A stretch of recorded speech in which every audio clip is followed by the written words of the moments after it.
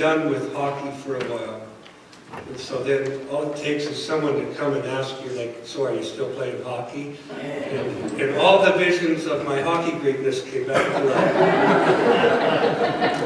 It's like my visions of basketball. Yeah, all the pain, all the suffering and everything. And as I was thinking about it, and you know, Jeff, you played 3 times a week or something. You're like the envy of my life right now. But as I thought about it even more, I'm going like, I wonder if we have the same yearning for spiritual life as I do for hockey. I'm willing to have my teeth knocked out once again to go and play hockey. I am willing to risk the ridicule of every 80-year-old guy on the ice to go and play hockey. I only lack one thing. Can you guess what it is besides skill, talent, ability? I only lack one thing. Can you guess what it is? Courage. Well, I have equipment. It has Johnny Bauer on the hockey helmet thing. Johnny Bauer and my birthday are the same day, and I have one of my favorite pictures of my son with Johnny Bauer sitting. Chris was sitting with him at an old-timers game or something, and I realized that there's everything in the picture that I am not. I lack the one thing that I need to do the very thing that I am so willing to pour my life into. I will sharpen steel blades, strap them to my feet. I will strap on pads everywhere that I think somebody wants to hurt me. And I will go on to the ice, except for one thing. It scares the living daylights out of me. I need to know when I go on the ice that 80-year-old guy who is opposing me is not going to take a slap shot and deck me. And I'm wondering if perhaps we don't live church like this sometimes. That we might fall victim to the greatest fears we have and therefore place ourselves into a game where we're only willing to face the weakest enemy. And then we hire professionals to come into the game and face the better enemies. And you know how that goes when the NHL players don't show up for the Olympics. Right? I wonder how much our church life is reflected in how we live our life, the rest of our lives. I don't know about you, but I want to get in the game.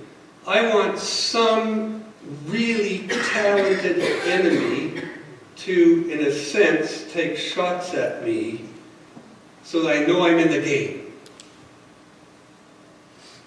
But I really don't want that because I'm afraid and it might get hurt. Do you hear the paradox and the kind of the wrestling going on in my head?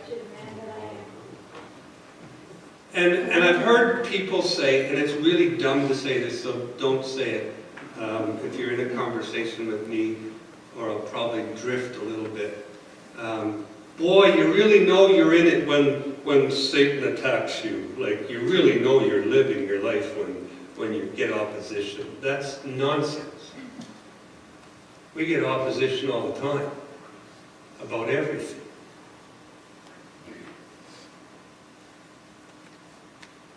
So 2 weeks ago, I spoke in the dark. Like, we baptized Brad, Did Brad come up? Is he out of the water? There he is. Just want to make sure. Didn't leave him in there. You're here, Brad. It's so much fun. We're getting him checked out by the police, make sure he's like legitimate so he can help with the youth group and stuff. It's kind of fun. Anyway, so I was in the dark. No power, no electricity. But you know what? Church went on anyway. We ate. Randy and the guys kept the food hot. No power. No church building aliveness, no hydro-sucking light bulbs, no. God was still here. We still heard His word. But how afraid are we of really re-engaging the game of church? How afraid are we of really running into the violent world that we live in?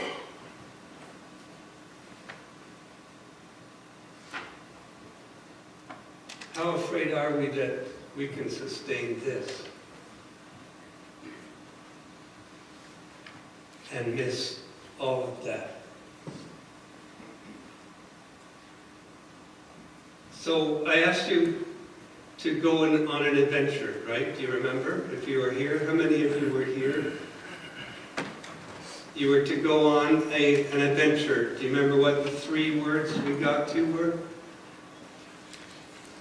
Oh, you guys. Notice. Remember that? 5 words. Notice. We baptized Brad. So open your Bibles. We'll start again. Now make it fast. We won't. What time is it? Where's the clock back there? Is there a clock? What time is it? 5 after 11. And you got up an hour early. That leaves 65 minutes. Okay, let's do this. We'll get on with it, and we will fire this at you, so you have to pay attention and listen carefully. Turn in your Bibles to Acts chapter 8, verse 25 to 40. And I think they'll be up here behind me as I read them. So, here they are. So when they had solemnly testified and spoken the word of the Lord, they started back to Jerusalem, were preaching the gospel to many villages of the Samaritans. But an angel of the Lord spoke to Philip, saying, "Get up and go south to the road that descends from Jerusalem to Gaza. This is a desert road." So he got up and went, and there was an Ethiopian eunuch, a court official of Candace, queen of the Ethiopians, who was in charge of all her treasure, and he had come to worship, or to Jerusalem to worship. And he was returning and sitting in his chariot and was reading the prophet Isaiah. Then the Spirit said to Philip, "Go up and join this chariot." Philip ran up and heard him reading Isaiah the prophet and said, "Do you understand what you're reading?" And he said, "Well, how could I unless someone guides me?" And he invited Philip to come up and sit with him. Now the passage of Scripture which he was reading was this: "He was led as a sheep to the slaughter, and as a lamb before its shearer is silent, so he does not open his mouth. In humiliation his judgment was taken away. Who will relate his generation? For his life is removed from the earth." The eunuchs answered Philip and said, "Please tell me, of whom does the prophet say this? Of himself or of someone else?" Then Philip opened his mouth, and beginning from this scripture, he preached Jesus to him. As they went along the road, they came to some water, and the eunuch said, "Look, water, what prevents me from being baptized?" We probably would have done that 2 weeks ago, except without power. We were in the dark back there, and we couldn't get the screen up again, and we couldn't see what we were doing, so we'd come out. We kind of took the interruption as time to quit. Let's move on. Look, water, what prevents me from being baptized? And Philip said, if you believe me with all your heart, you may. And he answered and said, I believe that Jesus is the Son of God. And he ordered the chariot to stop, and they both went down into the water, and Philip as well as the eunuch, and he baptized him. When they come up out of the water, the Spirit of the Lord snatched Philip away, and the eunuch no longer saw him, but went on his way rejoicing. But Philip found himself at Azotus, and he passed through, and as he passed through, he kept preaching the gospel to all the cities until he came to Caesarea. This is God's word to you this morning, and I hope it will stir something in you as we talk about these 5 words. There's a lot of noticing going on in this first passage. Now, did anybody go into their week 2 weeks ago and try and notice something about anybody? Any noticing stories? Did you notice the cashier at the grocery store? Did you notice their name? Because they all have name tags. Some of it might be fake, but they all have name tags. When you are sent into the community by Jesus Christ, you have to start to cultivate a noticing culture. You have to notice what people drive. You have to notice their name. You have to notice how they walk. Are they walking like this? Are they walking like this? Or do they walk like they're ex-military? If you notice people, you can start to understand them. But be careful, don't judge them based on their outward appearance, but notice them.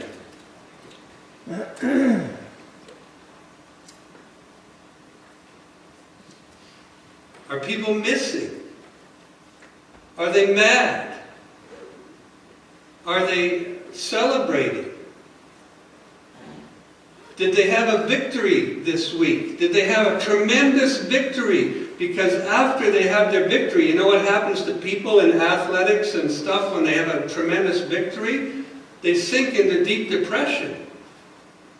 Because they have nowhere left to go. They've reached the pinnacle of their accomplishment for those moments. They've set their sights on the Olympics. They either lost or they won, and if they won, they sink into as much depression or even worse than the guys who lost.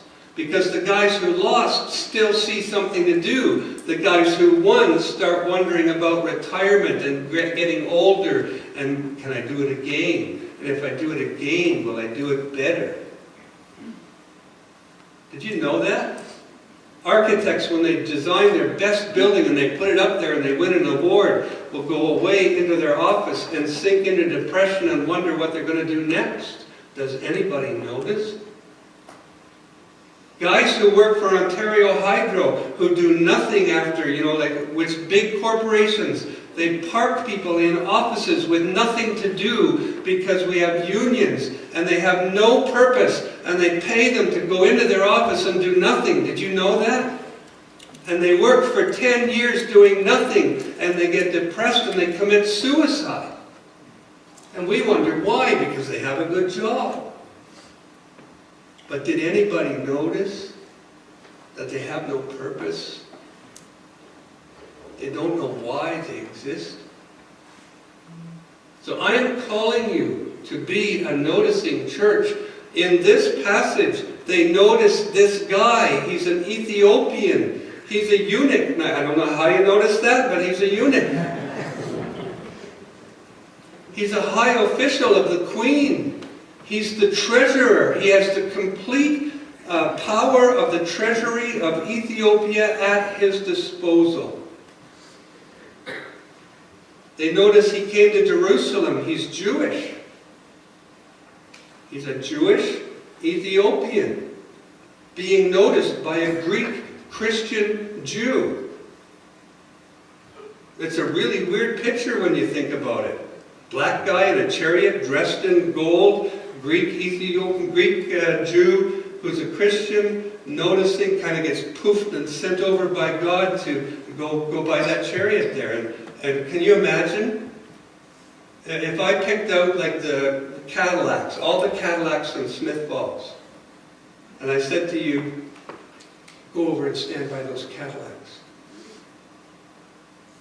And I want you to stand really close to the Cadillac, so that the person who's driving it, when they go to get in their driver's door, you're right there in their face. And I want you to notice them. Would you feel comfortable? Well, you probably should if God didn't send you. But if God sent you, you should begin to engage the adventure of noticing. Because Philip, I don't know if you know who Philip is, he's just a food bank guy. He's not the Apostle Philip. He doesn't go around feeling, apostle-y. He's not the professional. He's the food bank guy that was Stephen's partner, one of the group of men that was called out, filled with the Spirit, to hand out food equally. They were all Greek Christian Jews. Nothing special about them except they're filled with the Spirit. But I want you to also notice what God took Philip out of. They'd just been preaching, and hundreds, if not thousands, of people were coming to Christ. And they looked, for all accounts, to be successful in their church. But God, in His wisdom, says, leave the piles of people who are coming to Christ. And I want you to go down to the desert road, where nobody is. Nobody goes there, unless they're heading to North Africa. I wonder if maybe that's what God's doing with us in this church. Leave a time when you have 350 people and go to the desert. And remember how to notice people again. Rich and poor, and notice them. And connect with them. But in order to do that, you have to leave where you thought you were very successful and move to the desert road for a while. It's hard, I know. I can only imagine what you guys are going through to not see 300 people sitting here going, where are they all? But I can tell you this, it doesn't matter if God's sending you to notice other people on the desert road. And He'll look after us. He will. The second word is really, really important. It's pray. We've been talking about seeing what's really there, hearing God speak about what's really there, and then obeying God in what He says to do about what's really there. That's the prayer you want to pray when you start noticing people. You guys have been texting me all week, and some is celebration, some is deep struggle. Kevin, I just emailed or texted him, Kevin Ingleby, and say, we're just praying for you, just want you to know you're not forgotten, we're praying for you. And he said, good thing we had an altercation this week. Like, what a thing, I don't know what the altercation is, it could have been like a riot in Haiti or something. I said, well, you're in the middle of it, turn the altercation to an altercation. And he just said, yes, amen. Like, just to know he's not in it alone, but you realize that he's in a desert place noticing people. And so are we. And we have to pray. We have to cultivate a 24/7 life of talking with God about everything. Not just praying here and certain nights, not just having prayer meeting in your house, but actually cultivating a strange, wonderful, conversational life with God about everything, so that when we're standing on the road where thousands are coming to Christ and God says, Philip, go to the desert road, we actually hear his voice and we actually do what he says.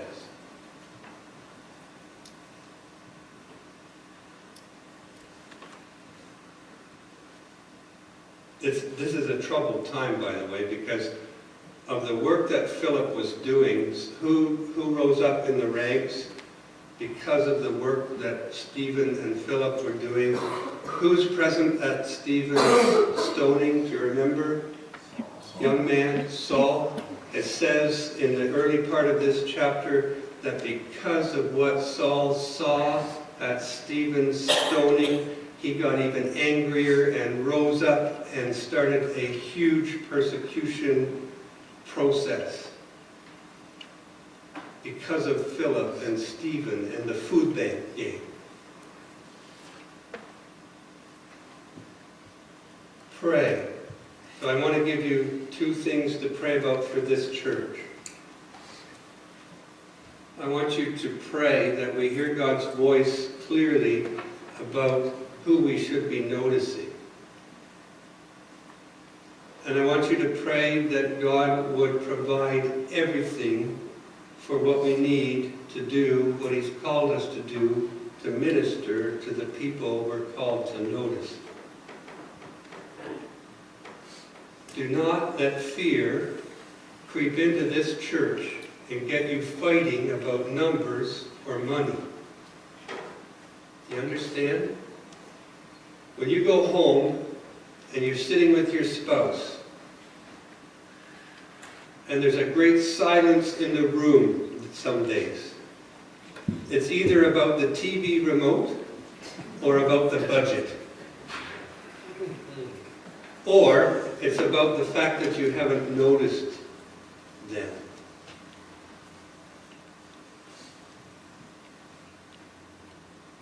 I've made a commitment to try and notice Sandy. I don't do a great job of it all the time. And I try to exclude from my noticing whether she has the remote or not, because that just leads to a fight. You get what I'm saying? Don't let fear creep into this church. And so at the end of this service, maybe even today, you may need to come to this altar and you may need to have a conversation with God about noticing people, not noticing everything you're afraid of. Pray. I want you to learn word number 3 is listen. Philip cultivated 2 immense listenings in his life. He listened to God and he listened to the people that he was called to notice. Like Grace, you would know, we do funerals and weddings and stuff like that. What's the number 1 crime of a pastor if you're doing a funeral is not to notice the family, not to hear the stories, not to notice what they're going through, not to listen to them. When you got up this morning, did you hear God speak to you?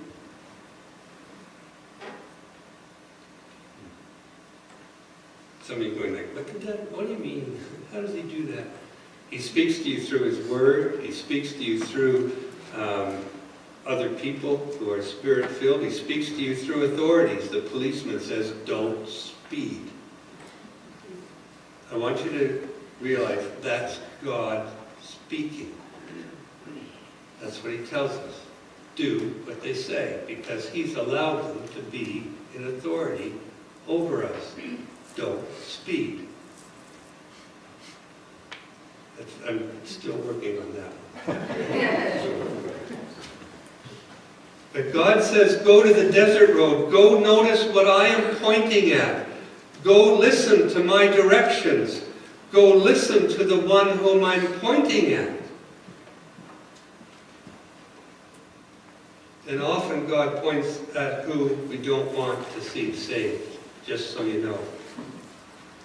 The ones that you don't like, the ones who don't look like you, the ones that you think should be just kicked out into the wilderness and we should save the good guys. But if God says notice the ones who aren't like you, notice them. Go to them. Listen to their story. The kids with tattoos that you don't really like. The earrings. The guy who may be homeless, that you would prefer to reject rather than listen to. Because I tell you, Randy, the kindling guys, they'll tell you they have stories. They're worth hearing. They're worth listening to. You can make a list, the alcoholic, the drug addict, the divorced people that churches used to despise until we got divorced, you know. We had to change.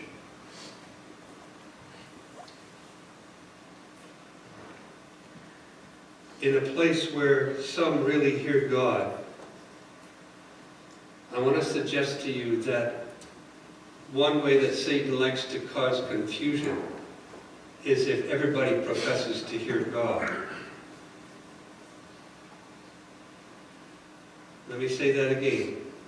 In a place where we have people who are gifted with prophetic gifts to hear God and they speak God's word into the church, one of the easiest ways to cause confusion within this church or any other church is where we get a whole bunch of people stand up and everybody says, I heard God say we should do this.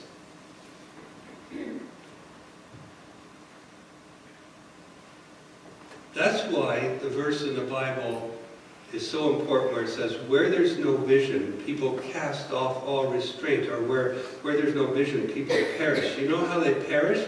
It's because we all get the ideas of what we think is the right way to go. And then we grab it and we hold on to it, and then we say, well, I'm listening to God, and any opposing idea to my idea is not listening to God. And then we start internal fighting. And you know what happens? We actually forget to listen to the people that God has called us to notice. Our unsaved friends and relatives in our town. The policeman who stops you on the highway, comes to give you a ticket. Did you notice whether he was having a good day or a bad day? Do you realize how much pressure they're under? To the politicians who visit you at election time trying to do right. Some are liars, but not all of them. Some are good people, but they all need God. That's why word number 4 is so important, love. I just want you to understand what's going on very briefly. A really, really, really, really, really, really, really, really, really, really, really rich guy invites the poor Greek guy to sit in his chariot. The really, really, really, really, really rich guy could have funded Philip's ministry forever. But Philip does one thing well. He loves the person. Not the position, not the power, not the purse. He loves the person. Paul writes to us and says, if I do everything really, really well, if I preach up a storm, if I serve meals at the mission, if I run great GEMS clubs and great youth group, and if I run great everything, but I don't have love, then all of this is a hollow exercise of not listening, not noticing, not caring, not loving. It's based on pouring ourselves into each other and into this community in a self-sacrificing way that ignores power, position, and purse. Those things don't matter, they're temporary. I've got to learn to love.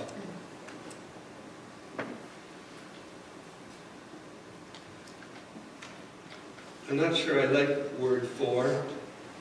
I would just prefer words 1, like singing a good hymn. Can we just do words 1, 2, and 3, and 5? And then this word love pops up.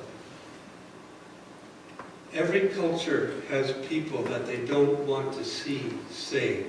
Did you know that? We all have people that we would rather walk by than to invite to sit and have dinner and tell them about Christ. Who is it that you would rather see not saved?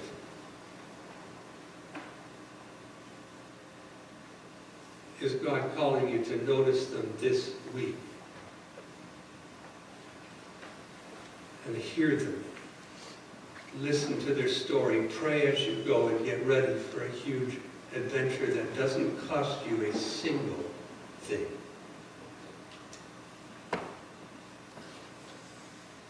Lord, help us to love people.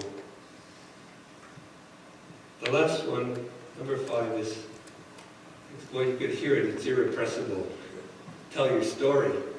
Did you hear that eagerness to come into worship this morning and tell your story?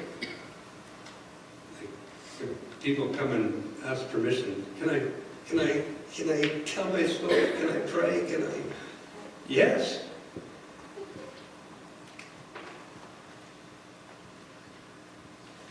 Philip's story gets told by God himself.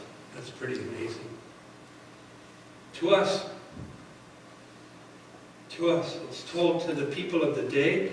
It's told in Ethiopia. I don't know if you know, in Ethiopia there's a huge Christian gathering in Ethiopia that are centered around this event.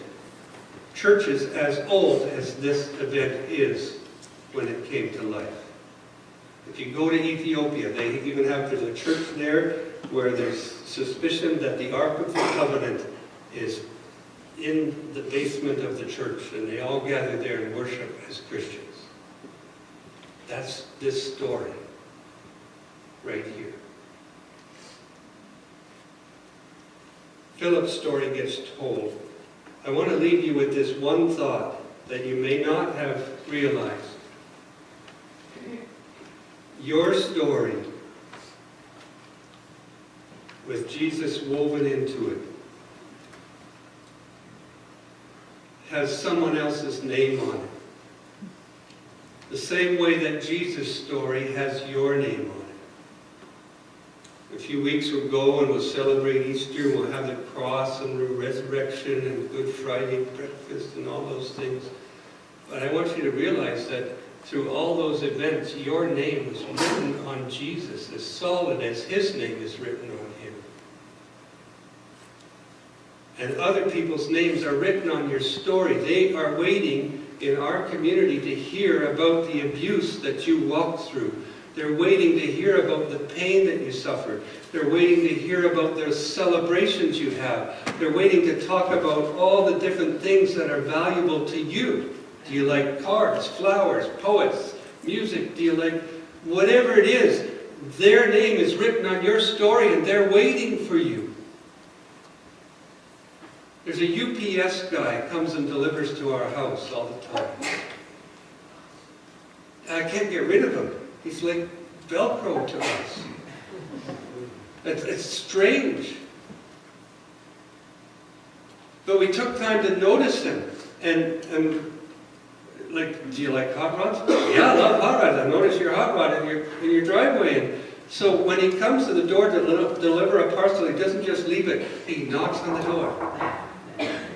And 25 minutes later, he will drive out of my driveway. We talk about everything. We notice him. We listen to him. He notices us. And I'm just waiting for the one moment where God says, ask him if he understands what he's really doing delivering parcels. Like this. Like Philip. So you want to pray? Pray for my UPS guy. Pray that this week or next week we get to have that one coffee that I am dreaming of, where we can lead him to Christ. Wouldn't that be fun? Then we'll bring him to church. We'll show him off.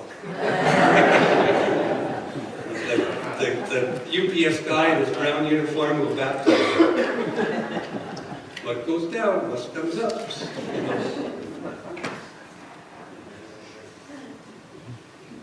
Gee, like, this could be so much fun, this adventure in Christ. I'm inviting you to that. I know we have mechanical church things that we'll all worry about and try and figure out. Those will not go away. They'll be with us until we die. But our neighbors and friends that we are called to notice now will not be. So as God stirs you through this Easter time, I want you to take a little bit of a strategy home with you. Notice people. This is the time that's critical. They will come out of hibernation.